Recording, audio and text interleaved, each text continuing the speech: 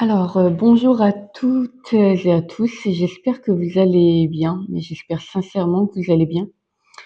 Comme expliqué dans une précédente vidéo, je suis atteinte d'un cancer. Donc je vais vous expliquer un petit peu comment j'ai découvert ça, la prise de conscience, l'annonce, enfin voilà quoi, un petit peu le cheminement, qu'il y a eu. Pour remettre les choses un petit peu dans leur contexte, ça faisait 2 ans que j'étais dans une véritable errance médicale. J'avais des douleurs gynécologiques, mais vraiment des douleurs vraiment intenses et sur les dernières semaines avant, l'annonce de la maladie, je commençais à avoir des problèmes de digestion et de constipation. Les douleurs étaient telles que je devais prendre des antidouleurs. À savoir que sur la fin, je prenais du Skénan, qui est quand même un médicament à base de morphine, et même ça ne me faisait absolument pas effet.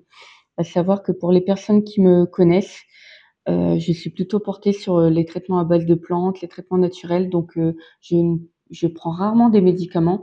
Donc je pars du principe que si on n'en prend pas souvent, au moment où on en prend, ben, il devrait nous faire effet, vraiment effet quoi, et nous soulager, et là, c'était pas du tout le cas. Donc, qui dit, problème gynécologique dit, rencontrer les professionnels de santé, adaptés. C'est-à-dire que j'ai rencontré des sages-femmes et des gynécologues. Elles m'ont tout de suite parlé d'endométriose, donc elles m'ont fait faire des examens pour mettre en avant, des douleurs liées à l'endométriose.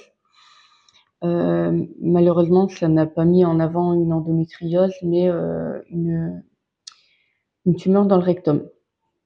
Alors je dis malheureusement pas parce que j'aurais voulu particulièrement avoir une endométriose, mais parce que, à choisir, ben, l'endométriose ne met pas, la vie en danger, contrairement au cancer. Après, je soutiens toutes les femmes qui ont de l'endométriose, bien évidemment. Donc comme je le disais, on m'a découvert une grosseur dans le rectum. C'était fin 2024, à la suite d'un IRM que j'ai passé. Suite à cela, j'ai dû faire, des prélèvements pour, connaître la nature de cette grosseur, savoir si c'était bénin ou malin, et à la mi-janvier, je reçois un appel de la secrétaire du gastro-entérologue que j'avais rencontré, qui me dit: «Voilà, le docteur veut vous voir cet après-midi, là, tout de suite, dans 1 heure». Alors je lui dis que je ne suis pas disponible, malheureusement, je suis à 2 heures et demie de l'hôpital. Je suis dans une autre région pour une formation, pour, moi, le travail. Donc je lui dis que je pourrais être là demain. Que je serai dispo que le lendemain pour pouvoir aussi y aller avec mon conjoint, et sous réserve que ma responsable, puisse me valider, en fait, cette absence pour aller à mon rendez-vous médical. Donc quand j'ai reçu cet appel, j'ai tout de suite compris, mais j'avais quand même l'espoir de me dire que c'était peut-être pas ce que je croyais, et l'espoir s'est vite envolé, au moment où le médecin, le lendemain, m'a annoncé que cette tumeur était bien, d'origine cancéreuse. Alors honnêtement, je sais pas comment expliquer le fait que j'ai le ma réaction, c'est-à-dire que sur le coup, j'étais vraiment soulagée. Je vais pas dire que j'étais contente, mais on n'était pas loin. C'est-à-dire que ça faisait tellement longtemps que j'avais mal, tellement longtemps que je voyais des médecins qui ne m'écoutaient pas, tellement longtemps que j'allais à l'hôpital pour mes douleurs en urgence, hem, tellement longtemps que je prenais des antidouleurs qui ne me faisaient rien, que je me suis dit: «C'est pas dans ta tête, Sandra, tu as vraiment quelque chose, on a enfin mis le doigt dessus et tu vas guérir, on va te soigner et tout va bien se passer, quoi». Donc j'ai eu une espèce de soulagement, heu, voilà, qui ne s'explique pas, hein. À savoir que plus tard, je me suis quand même voulu parce que ça faisait tellement longtemps que j'avais mal, que je priais presque, hein, pour, me dire, d'avoir quelque chose de grave pour légitimer cette douleur, pour me dire que, je ne souffrais pas pour rien, que j'avais vraiment quelque chose. Et après je m'en suis voulu parce que je suis quelqu'un qui croit que le positif attire le positif, le négatif attire le négatif. Et je me suis dit: «Bah, voilà, ça fait, 6 mois que tu te dis, j'espère que tu auras quelque chose de grave, et tu as enfin quelque chose de grave, et c'est un cancer, donc pourquoi tu as voulu absolument avoir quelque chose de grave pour légitimer tout ça?»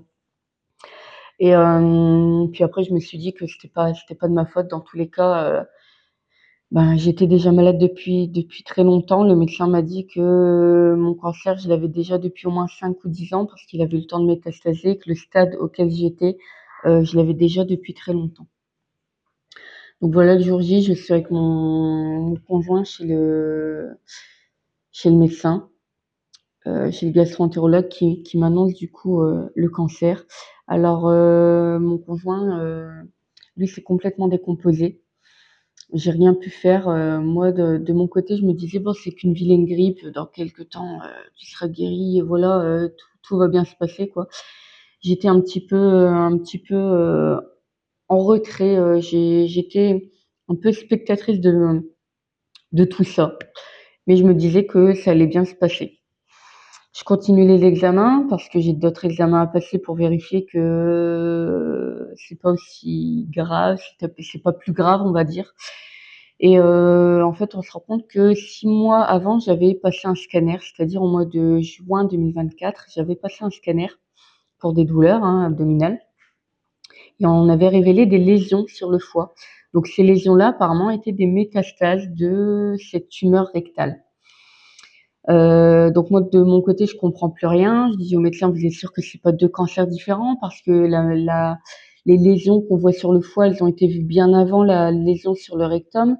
Donc vous êtes sûr que c'est pas, 2 cancers différents?»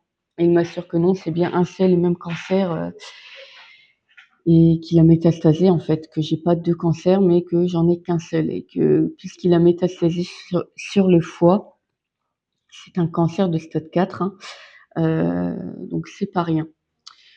À savoir que en fait, on a perdu 6 mois, avec tout ça parce que, comme je vous dis, l'examen, je l'avais passé au mois de juin 2024.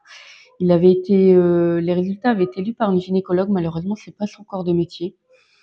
Le fait aussi que j'avais pas de médecin traitant pour centraliser un petit peu tous les examens m'a fait perdre du temps. Donc, on est passé à côté de ça et pendant 6 mois, du coup, j'ai pas pu avancer. Ça a laissé un petit peu aussi le cancer, progresser. Heu, voilà, donc, en rentrant de mon rendez-vous, je suis dans la voiture avec mon conjoint.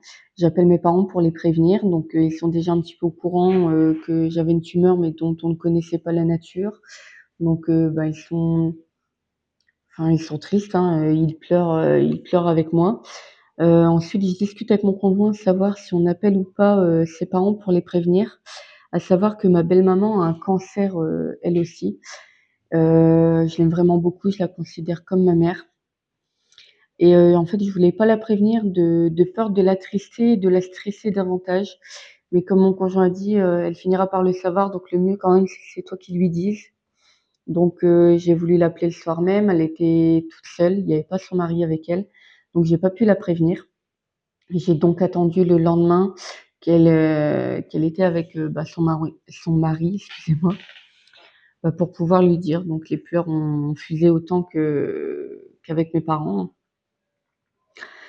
Donc voilà, le diagnostic est posé, les rendez-vous, en fait, commencent à remplir un petit peu mon agenda. Je préviens mes collègues de boulot que je vais devoir être absente quelques semaines, quelques mois. Hem, Ils sont top, franchement, ils me soutiennent, vraiment, beaucoup. Donc ça fait du bien aussi d'être soutenue et en fait, de voir un petit peu aussi tous les gens s'attrister autour de moi. C'est quelques jours après seulement où je commence à avoir ce déclic de me dire que je me rends vraiment compte de la situation, je me rends vraiment compte dans la merde dans laquelle je me retrouve. Hem, du fait que c'est, vraiment très grave, en fait, que c'est pas rien du tout un cancer, que ça va pas guérir comme une grippe comme je le pensais. Hem Et donc voilà, je commence, à me décomposer de mon côté, à pleurer, à me rendre vraiment compte de la situation. J'ai peur de laisser mon conjoint, de laisser mon fils qui grandisse sans maman. Donc tout se chamboule dans ma tête, ça devient un véritable bordel, hein, et là, je ne tiens plus. Du coup, je me retrouve en arrêt maladie avant de commencer les soins parce que, le moral a pris un coup et j'ai vraiment commencé à me rendre compte que la situation était grave. Bizarrement, de mon côté, je me suis jamais posé la question du pourquoi moi. D'ailleurs, justement, il y a des personnes qui arrêtaient pas de me dire, bah, que je méritais pas ça, ça aurait pas pu tomber sur quelqu'un d'autre et là, je me mettais en colère en me disant que personne ne mérite ça, en fait. Que ce soit moi ou quelqu'un, bah, personne ne mérite ça, donc il faut arrêter de dire ça. Par la suite, j'ai commencé à en vouloir aux médecins, à tous ceux qui n'ont pas écouté, à tous ceux qui n'ont pas, écouté, le fait que j'ai des douleurs, qui n'ont pas voulu m'ausculter quand j'en avais besoin et qui m'ont fait perdre tout ce temps-là. Et après, je m'en suis voulu à moi de me dire que, bah, j'aurais dû insister davantage. Donc voilà, mais avec des si, ben, on refait le monde. En attendant, ben, j'ai dû accepter la situation pour attendre le fait que tout le protocole de soins se mette en place. Donc tout ça aussi pour vous dire que, bah, il faut que vous écoutiez. Il y a personne d'autre qui connaît votre corps mieux que vous, qui il y a que vous qui pouvez, sentir si ça va ou ça va pas et si vous sentez que ça va pas, insistez. Insistez parce qu'on finira par vous écouter. N'abandonnez pas, parce que ça peut vous faire perdre du temps aussi, de votre côté. Donc voilà, donc ayez confiance en vous et ne lâchez rien. C'est déjà la fin de cette vidéo, dans une prochaine, je vous expliquerai un petit peu, les suites de cette mésaventure, le début des soins et cetera. N'hésitez pas à me dire vous de votre côté, comment vous avez découvert, votre maladie, si vous avez un cancer ou même, ce que vous avez ressenti. Si, vous n'avez pas de cancer mais vous êtes un proche aidant, ben, dites-moi comment vous avez vécu la nouvelle parce que je sais que c'est vraiment pas facile. Parce que j'ai été quelque part aussi, aidant. J'ai eu quelqu'un, donc ma belle-maman qui a eu un cancer et ça nous a beaucoup affectés.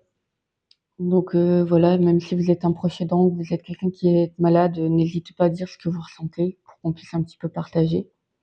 Et si ce genre de témoignage, vous aide, ben, pensez à vous abonner, comme ça on pourra avoir l'occasion d'en rediscuter.